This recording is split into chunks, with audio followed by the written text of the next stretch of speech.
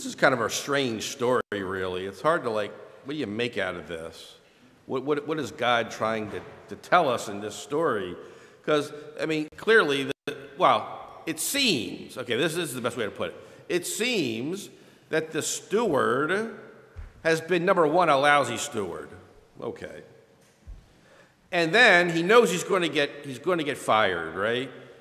So he says, well, what can I do to save my job? And he does these things that then seem a little dodgy, right? But maybe they're not, okay? Maybe they're not. Because here's a way that some have interpreted this, because it is difficult text. So, the first guy comes in. He owes 100 measures of olive oil. And he says, tear that up, make one for 50. And then second guy comes in, 100 measures of wheat. All right, tear that one up, make one for 80. Now, what is he doing here, right? Is he gypping his boss? That's one way to interpret it, but maybe not. Another way to read this is, well, he's the steward, right? He manages the master's stuff, and he's not doing it for free, right? So maybe a way to read this is, so the guy who owes 100 measures of olive oil, actually, let me make sure I get this right. Right. So maybe the deal was 50 measures would go to the master, and his fee, if you will, was to keep 50 himself. Now, that's actually very possible, right? Same thing for the guy who comes in with he owes 100 measures of wheat, right?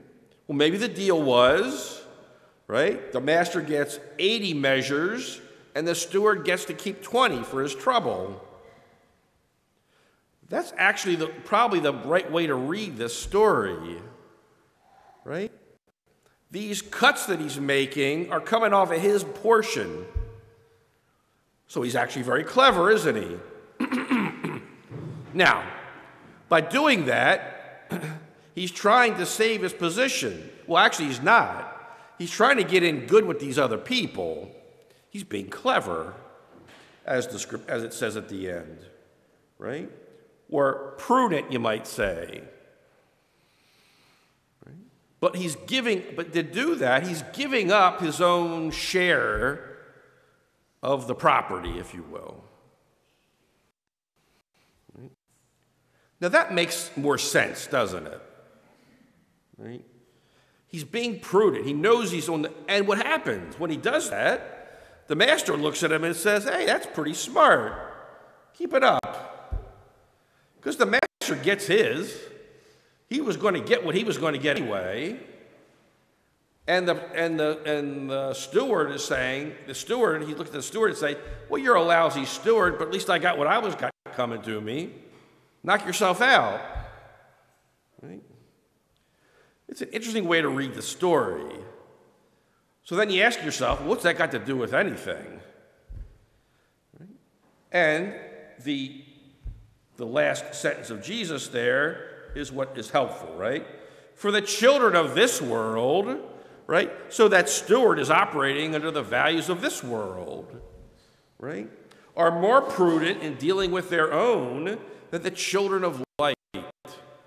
Us. Remember, Jesus is just addressing this to his disciples. He's not talking to the Pharisees or the scribes or none of that lot. He's talking to the people who believe in him. So what do we make of this then for us? Think back to the story, and this is interesting because this story only shows up in Luke's gospel, nowhere else. It doesn't show up in the other gospels.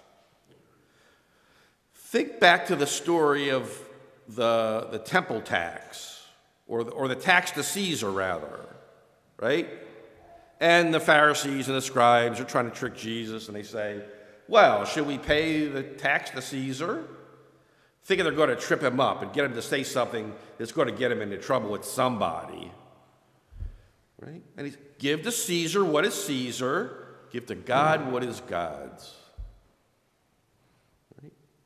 Now, in this story, if the rich man in this story is God, that's exactly what happens, isn't it? The rich man, God, gets God's what's owed to God, right? In the story, 50 measures of olive oil, and no, I messed it up again, didn't I? No, I got that right that time. Woohoo! Right? 50 measures of olive oil and 80 measures of wheat. God was God's. And these poor guys who were like in debt, us sometimes, right? God was coming to them. They were off the hook, as it were. And the steward does it by being, if you will, generous to them. Right? So so what is this story about? In a certain sense, you could say, it's about charity and almsgiving, right? Give to God what belongs to God, and give to those who are in need what belongs to them. And don't hold anything back for yourself. That's an important word to a disciple, isn't it? Right? Give to God what belongs to God, and be generous to those other than ourselves. And that's the way forward. It's an interesting way to read this, I think, and I think it's helpful. Because if you read it like, well, the guy's a crook, and they're all a bunch of crooks, really, right? It's hard to make anything good out of that. But when we see it as the steward is giving to the master what belongs to the master, and to these other guys what they need, it kind of works. And it's an encouragement to us about how do we deal with the good gifts that God has given us. Now, unfortunately, as so often happens, usually the stories are too short or too long. Sometimes you get 2 stories. Today you get half a story. And I forget what happens tomorrow. Tomorrow's a weird celebration. But tomorrow you're going to hear about, if you come tomorrow, right? You cannot serve God and mammon. Right? That's really the conclusion of this story. Right? You can't serve God and worldly things. Right? The more we detach ourselves from worldly things, rendering to God what belongs to God and giving in charity and goodwill to those in need, where we're not enslaved by property, we're not enslaved by the things of the world, that's the way forward. That is the way of the prudent steward. Because that's what we are, aren't we? We are stewards. Nothing that we have really belongs to us. If you think about it, God has lent us these things, if you will, to use for good or bad. Hopefully we're prudent with them. Hopefully we use all God's gifts, whether it be treasure, the things we have, our time, our talent. Right? Hopefully we give what belongs to God, and we give in charity, service, time, talent, treasure to those in need. Right? I think that's the message of this gospel. So we ask the Lord for prudence.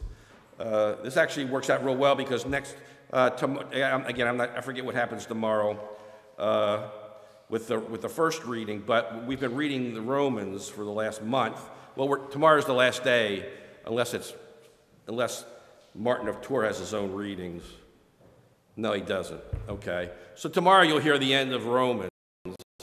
But then you start wisdom literature, the book of wisdom, right? And that's what we need, isn't it? We need wisdom, not to act the way the world acts with its fallen values, but to act and to see the world and to act in the world the way God sees and acts in the world. So starting next week, we can start praying for that, for the gift of wisdom and prudence.